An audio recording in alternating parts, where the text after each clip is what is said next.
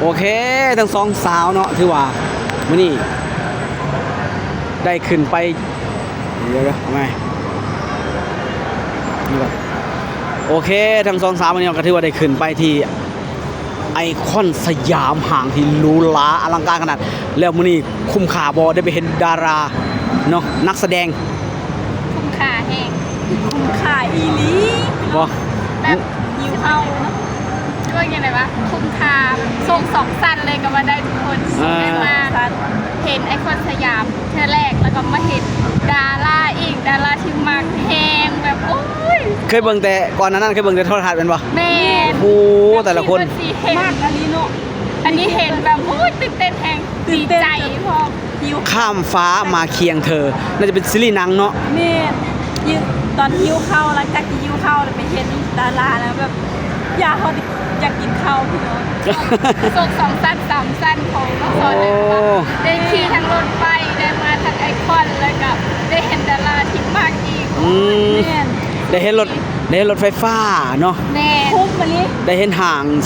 สิแบบใหญ่หรูหราพัดมีฟลุกได้เห็นดาราอีกป้าส่ง3 สั้นดีใจปะดีใจแห้งตื่นเต้นแห้งนี่อยากขาสั่น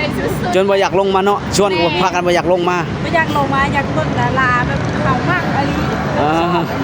แม่แบบเห็นตัวจริงหรืองามแห้งหล่อแห้งสวยเนาะจริงนะงามหล่อแบบสวยดังออร่าแห้งแบบคนแบบเก็บไปโดนฟันแล้วมันเลยได้บ่อยากเสียวสิได้เบิ่งได้ใกล้ตาได้เสียดายนะไอ้ตอนแรกเขายืนผิดจุด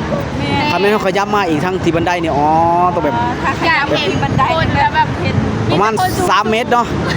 นี่แต่คนสูงแล้วต้องสอนเป็นคนเนี่ยยืนขย่งจนเขาก็เบิ่งจอได้เบิ่งจอก็ได้ขย่งจนสูงค่ะแบบจะถามอยากเห็นนะแบบตื่นเต้นนะแบบฮิวคนเจ๊กขึ้นเลยใส่ชูก็ยังแบบมีคนสูงกว่าอีกโอ้คนไทยเป็นสูงเลยคนไทยเป็นสูงเต้นราคาดีใจเฮงนี่เนาะแบบคุ้มสุดคุ้มที่ว่าเมื่อนี้เป็นประสบการณ์เป็นความคุ้มค่าของชีวิตเนาะที่ได้มาเที่ยวบอกแบบนี้นะทุกคนกับน้องสอนกับน้องไทยนี่จะเห็นงานนำกันอะไรกับมื้อนี้เป็นมื้อหยุดของน้องทั้ง2 คนเนาะเป็นวันหยุดของน้อง2 คนน้องไทยกับครั้งก่อนมาเที่ยวครั้งนี้เพิ่นมาเฮ็ดงานแล้วเนาะเพราะว่าเจ้านายเพิ่นยื่นเอกสารกันทั้งคู่เรียบร้อยแล้วMOU เนาะทุกคนนะก็ได้เฮ็ดเวียกเฮ็ดงานแต่ช่วงนี้จะเป็นวันหยุดของเพิ่นเนาะอย่างที่บอกน้องไทยกับ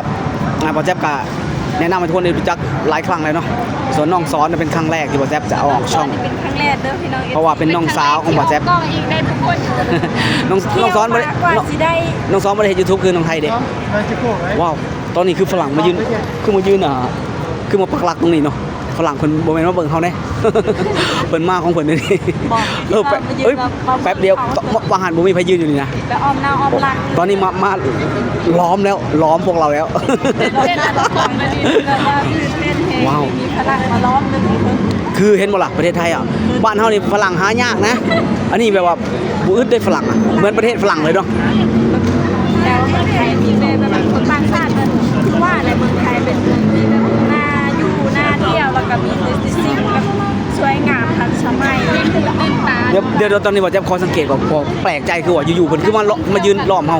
นักท่องเที่ยวคือมายืนล้อมวางหันบ่มีดิวางหันบ่มีนะเดี๋ยวนั้นทุกคนได้สิให้ทุกคนเบิ่งนะคือเมื่อกี้บ่มีนะบ่แจ๊บกับไอ้น้องๆมายืนบ่มีไผเลยนะเพิ่นเห็นเฮายืนเพิ่นอาจจะมายืนก็ได้เพิ่นเห็นเฮายืนได้พอเห็นเฮายืนแล้วเพิ่นก็มายืนตกใจเลยพี่น้องแต่ก็นี่แหละคือประเทศไทยเนาะคือประเทศที่นักท่องเที่ยวมักที่สุดเลยผู้บ่ยอดนักท่องเที่ยวปีล่าสุดนี่อันดับ1ของโลกนะ30 กว่าล้านคน40 ล้านคนนะมาเที่ยวในประเทศไทยนะโอ้แบบสุดยอดเลยชาวไทยนี่ไปแบบไปเที่ยวไปใช้กับแบบเห็นในนักท่องเที่ยวต่างชาติหลายเนาะคือเมืองไทยแบบดึงดูดนักท่องเที่ยวแพงที่สุดเลยแบบว่าสถานที่ท่องเที่ยวก็หรือว่าถนนคนทางหรือว่าห้างสรรพสินค้าต่างๆแบบสะดวกสบายเนาะอีกอย่างหนึ่งมันเป็นความประทับใจเวลานักท่องเที่ยวเพิ่นมาเที่ยวแล้ว ประเทศไทยนี่ต้อนรับดีแล้วก็อาหารการกินดีสถานท่องเที่ยวสวยงามวัฒนธรรมงดงามเพิ่นก็เลยติดใจเพิ่นก็มาเห็นบ่ล่ะ มาแล้วแบบที่สำคัญก็คือบ่อยากกลับพี่น้อง แม่น คือชาวไทยบ่อยากกลับเลยเห็น ขนาดชาว แบบนี้เฮ็ดแต่บ่อยากกลับดิ ขนาดชาวไทยมาเที่ยวเลยก็มาเห็นงานเลยบัดนี้ เนี่ยขนาดมาเที่ยวแล้วก็เห็นแบบเมืองไทยแบบว่าเป็นตาอยู่ อยากน้องไทยก่อนแล้วกันอยากขอบคุณยังประเทศไทยที่เฮ็ดให้มีวันนี้ อยากขอบคุณนะประเทศไทยเนาะที่มีสถานที่สวยงามแบบ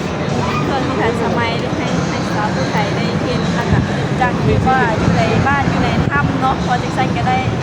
ก็ได้มาเห็นสิ่งที่บ่เคยเห็นที่สวยงามแล้วก็ทันสมัยเจริญรุ่งเรืองแบบนี้ขอขอบใจไทยแล้วก็ FC คนไทย น้องสอนนี่ลองเว้าดูว่าไปขอบคุณยังเด้ประเทศไทยน้องขอบคุณใจยัง ประเทศไทยที่แบบมีงานคงทำให้น้องสอนได้มาเห็นงานได้มีโอกาสมาเห็นงานอยู่ประเทศไทยเนาะเพราะว่าน้องสอนเห็นงานอยู่เราวมันก็ได้อยู่แต่แบบเงินเดือนมันน้อยแล้วเข้าของมันกับแพงมาอยู่ไทยมันก็ดีก่อนอยู่ลาวเนาะแล้วแบบมีสิ่งตื่นหูตื่นตาหลายอย่างเห็นให้น้องสอนแบบมักแพง ถือว่าขอบคุณประเทศไทยหลายๆบ่ แม่นขอบคุณประเทศไทยหลายๆที่เปิดโอกาสให้เด็กบ้านนอกคนนี้ได้เข้ามาเห็นงานอยู่ในประเทศไทย ก็ถือว่าว่าจะเป็นการแนะนำอ้ายเนาะอ้ายแท้ๆของน้องซ้อนแล้วก็อ้ายของน้องไทยเนาะก็คือว่าขอบคุณประเทศไทยที่เปิดโอกาสให้เด็กน้อย2คนเนาะได้มีโอกาสได้มาเฮ็ดเวียกเฮ็ดงานได้หาเงินเนาะทุกคนเนาะแน่นอนแหละประเทศลาวนั่นก็มีบ่งานมีแต่มันค่าแรงมันน้อยแล้วก็ค่าใช้จ่ายมันก็หลายมันบ่กุ้มอยู่กุ้มกินทุกคนเนาะก็ได้มาเฮ็ดเวียกเฮ็ดงานในประเทศไทยก็ถือว่าเป็นสิ่งที่ขอบคุณประเทศไทยขอบคุณประเทศไทยขอบคุณคนไทยขอบคุณเจ้านายที่ให้โอกาสเด็กทั้ง2คนเนาะก็ขอให้น้อง2คนเนาะตั้งใจเฮ็ดเวียกเฮ็ดงานคือเฮาได้เวียกได้เฮ็ดงานทำแล้ว เอาเบาสู้ แม่น เพื่อลูกแล้วก็เพื่อครอบครัว แม่น คนอยู่ข้างหลัง แม่นก็คือน้องไทยก็มีลูกก็ต้องทำทุกอย่างเพื่อลูกเนาะส่วนน้องซ้อนก็มีพ่อแม่